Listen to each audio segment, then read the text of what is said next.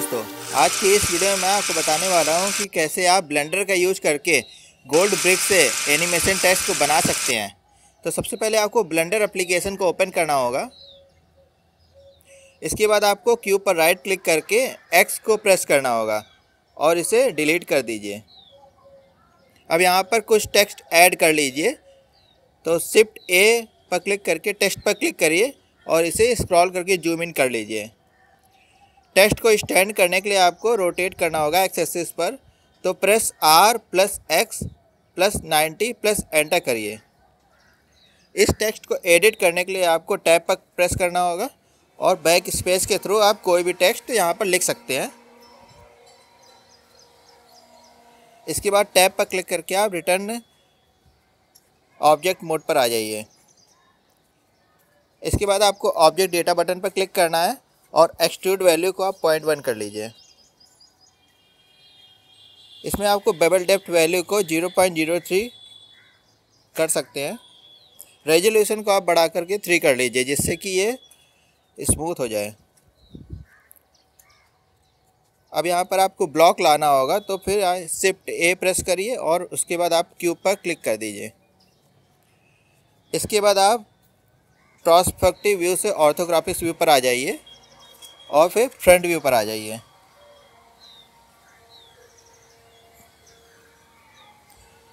अब इस क्यूब का साइज आपको एडजस्ट करना होगा, तो इसके लिए आप वायर फ्रेम मोड पे आ जाइए। अब इस रेड एरो को टेक्स्ट के सेंटर में ले आइए। इसके बाद आप एस एक्स और माउस से आप एडजस्ट कर लीजिए। अब इस ब्लू एरो को टेक्स्ट के सेंटर में ले जाइए और इस क्यूब को स्केल करने के लिए कीबोर्ड से S पर क्लिक करिए और माउस से आप एडजस्ट कर सकते हैं। अब इस ब्लू एरो को जस्ट बॉटम पे ले आइए इस टेक्स्ट के। अब राइट साइड में आ जाइए और इस क्यूब को स्केल करने के लिए वाई एक्सिस में S पर क्लिक करिए और उसके बाद Y पर क्लिक करिए और इसे माउस से एडजस्ट कर सकते हैं। अगेन आप फ्रंट व्यू में आ जाइए। इसके बाद आपको ऑब्जेक्ट मॉडिफायर बटन पर क्लिक करना होगा, फिर आप ऐड मॉडिफायर पर क्लिक करिए और बेवल पर क्लिक कर दीजिए। इसकी विड्थ आप 0.2 कर लीजिए और सेगमेंट वैल्यू को 5 कर लीजिए। इसके बाद आप अप्लाई पर क्लिक कर दीजिए। इसके बाद आप टैब पर क्लिक करके एडिट मोड पे आ जाइए और फिर ए पर क्लिक करिए और बी पर क्लिक करने के बाद आप यहाँ पर सेलेक्ट कर सकते हैं अपने माउस से राइट साइड। और राइट साइड में स्केल करने के लिए आपको अपने कीबोर्ड से एस पर क्लिक करना होगा, फिर एक्स पर क्लिक करिए, फिर 0.2, फिर एंटर। और इस रेड एरो को बिल्कुल टेक्स्ट के राइट साइड में ले जाइए और सेम इसी तरीके से आपको लेफ़्ट साइड में भी करना होगा। तो अपने कीबोर्ड से ए पर क्लिक करिए और फिर बी पर प्रेस करिए और स्केल करने के लिए एस पर क्लिक करिए, फिर एक्स, फिर 0.2, फिर एंटर कर दीजिए। और इस रेड एरो को बिल्कुल टेक्स्ट जहाँ से स्टार्ट हुआ है वहाँ पर ले जाइए और फिर टैप करके ऑब्जेक्ट मोड में आ जाइए। अब आपको इसमें मोर जियोमेट्री ऐड करना होगा, तो इसके लिए आपको ऐड मॉडिफायर पर क्लिक करना होगा और फिर रीमेश पर क्लिक कर दीजिए।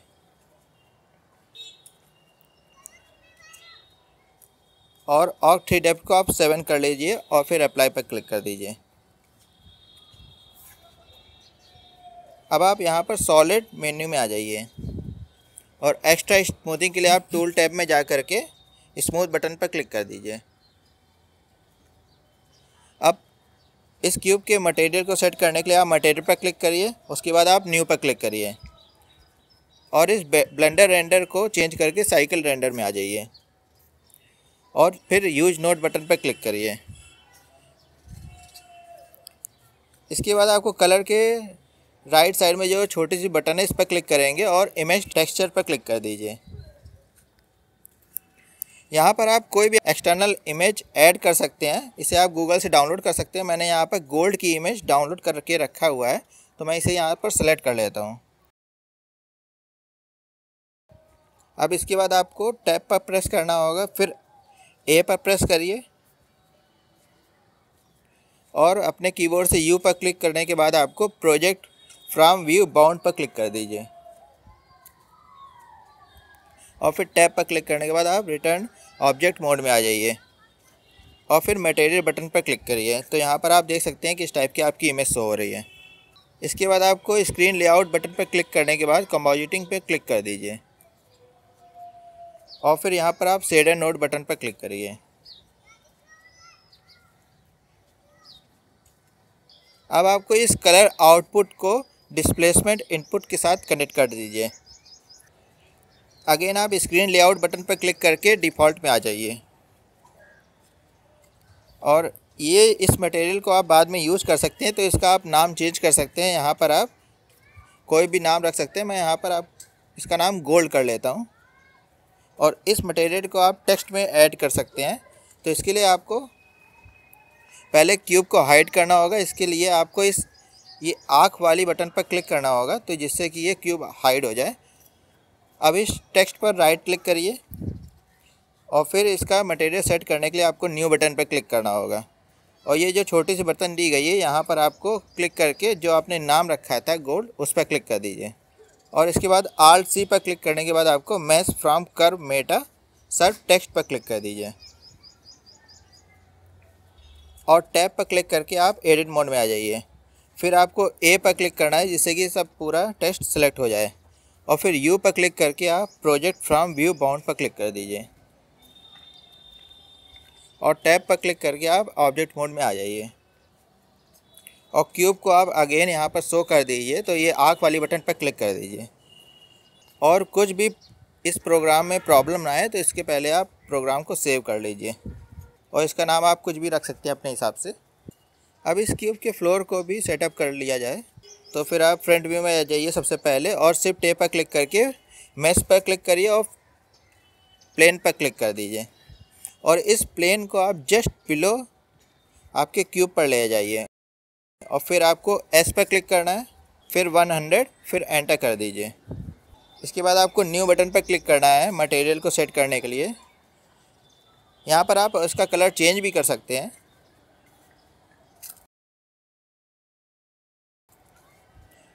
अब आप राइट साइड में आ जाइए और इसे जूम आउट करिए जिससे कि लाइट सोर्स शो हो जाए। यहाँ पर देखिए लैम्प पर राइट क्लिक करिए और इसे ड्रैग करके लेफ़्ट साइड में ले जाइए और इसे थोड़ा सा ड्रैग करके डाउन में आ जाइए। अब अगेन आप फ्रंट व्यू में आ जाइए। इसके बाद आपको ऑब्जेक्ट डेटा बटन पर क्लिक करना है अगर ये सिलेक्ट नहीं है और पॉइंट में सेलेक्ट करके आप इसका साइज को 3 कर लीजिए। फिर आप यूज नोट बटन पर क्लिक करके स्टैंड को 3000 कर लीजिए। अब इस लैम्प को डुप्लीकेट करने के लिए आपको शिफ्ट D पर प्रेस करना होगा और माउस की पोजीशन को आप लेफ़्ट साइड में ले जाइए क्यूब के और फिर लेफ़्ट साइड के लेफ़्ट माउस को प्रेस कर दीजिए जिससे कि ये वहाँ पर एडजस्ट हो जाए। अब आपको कैमरा व्यू का सेटअप करना होगा, तो फिर आप यहाँ पर कैमरा पर क्लिक करिए और इस कैमरे के लॉक करने के लिए आपको कीबोर्ड से N पर प्रेस करना होगा और यहाँ पर लॉक कैमरा व्यू पर चेक मार्क कर लीजिए और अगेन आप N पर प्रेस कर दीजिए। अब इस आप क्यूब को अपने हिसाब से एडजस्ट कर सकते हैं, अपने माउस व्हील के हिसाब माउस व्हील से और अपने हिसाब से एडजस्ट कर सकते हैं इसको शिफ्ट और मिडिल माउस बटन का यूज करके। और फिर आप रेंडर पर क्लिक करके इसको चेक कर सकते हैं किस टाइप का ये फाइनल इमेज शो होगी। अगेन आप यहाँ पर सॉलिड पर आ जाइए और क्यूब पर राइट क्लिक करिए जिससे कि ये सिलेक्ट हो जाए। इसके बाद आप ऑब्जेक्ट बटन पर क्लिक करिए, क्विक इफेक्ट पर क्लिक करके क्विक एक्सप्लोर पर क्लिक कर दीजिए। इसके बाद आपको पार्टिकल बटन पर क्लिक करना होगा और ये टाइमलाइन से आप देख सकते हैं कि किस टाइप से एक्सप्लोर हो रहा है और राइट साइड की वैल्यू ये शो करती है कौन सा फ्रेम चल रहा है और स्टार्ट और एंड वैल्यू यहाँ से सेलेक्ट होती है। आप यहाँ पर एंड वैल्यू को 110 कर सकते हैं, एंड वैल्यू को आप 70 कर लीजिए और स्टार्ट वैल्यू को आप 20 कर लीजिए और लाइफ टाइम वैल्यू को आप 100 कर लीजिए। नंबर को आप चेंज करके अभी 500 कर लीजिए, लेकिन आप इसे बाद में चेंज कर सकते हैं जिससे कि ज़्यादा से ज़्यादा यहाँ पर पार्टिकल फ्लोर पर गिरें। अब आप प्ले बटन पर क्लिक करके चेक कर सकते हैं किस टाइप से ये पार्टिकल गिर रहे हैं। तो देख रहे हैं ये अभी फ्लोर पर नहीं आ रहे हैं। इसके लिए आप टेक्सचर पर क्लिक करिए और उसके बाद आपको न्यू पर बटन पर क्लिक करना होगा और यहाँ पर एक नया टेक्सचर शो हो जाएगा। फिर आप टेक्सचर बटन पर क्लिक करिए, वहाँ पर आपको इमेज टेक्सचर पर क्लिक करना होगा और वहाँ पर आप पार्टिकल सिस्टम को सिलेक्ट कर लीजिए और फिर टाइप को सिलेक्ट करके आप ब्लेंड कर लीजिए और अगेन आप एनिमेशन चेक कर सकते हैं।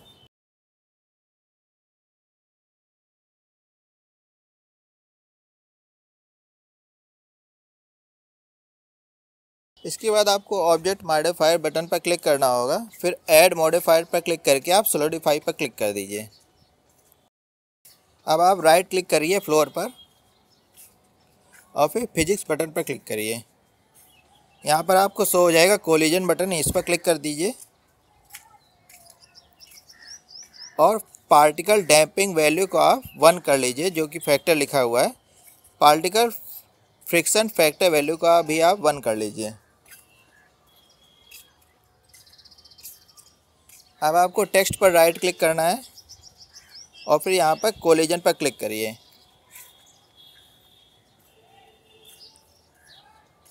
और पार्टिकल डैम्पिंग फैक्टर वैल्यू को आप 1 कर लीजिए, बट आप पार्टिकल फ्रिक्शन वैल्यू को 0 ही रहने दीजिए। अगेन आप प्ले करके चेक कर सकते हैं।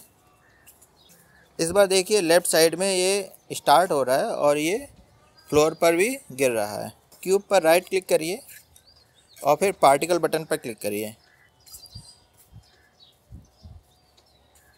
यहाँ पर आप 500 को बढ़ा करके 20,000 कर लीजिए, इससे ज़्यादा से ज़्यादा पार्टिकल फ्लोर पर गिरे। इसके बाद आपको रेंडरिंग ऑप्शन को सेटअप करना होगा, तो यहाँ रेंडर बटन पर क्लिक करिए और फिर सैम्पलिंग सेक्शन को ओपन करिए। यहाँ पर आप रेंडर सेक्शन वैल्यू को बढ़ा भी सकते हैं, लेकिन मैं यहाँ पर 10 रखता हूँ और प्रीव्यू को भी 10 कर लेता हूँ, जिससे कि ये कम से कम टाइम में रेंडर हो जाए, लेकिन इसकी क्वालिटी थोड़ी ख़राब आएगी।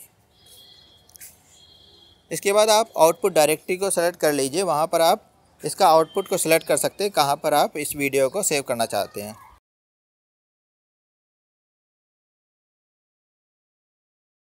और इस फाइल वीडियो का फॉर्मेट सेव करने के लिए आप कोई भी वीडियो का फॉर्मेट कर सकते हैं।